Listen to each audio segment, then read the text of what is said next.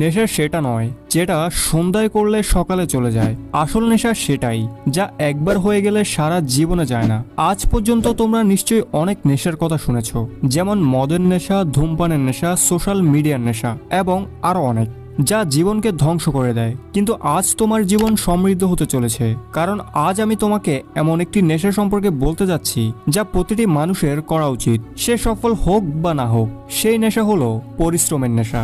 যদি তুমি এই নেশা করতে শেখো তাহলে বুঝবে তোমাকে সফল হতে কেউ আটকাতে পারবে না। কিন্তু এই নেশা করা এতটাও সহজ নয়। মানুষ যত প্রকার নেশা করে সেটাতে অভ্যস্ত হয়ে পড়ে, সেটাতে অ্যাডিক্ট হয়ে যায়। কিন্তু এই নেশা কিছুটা আলাদা।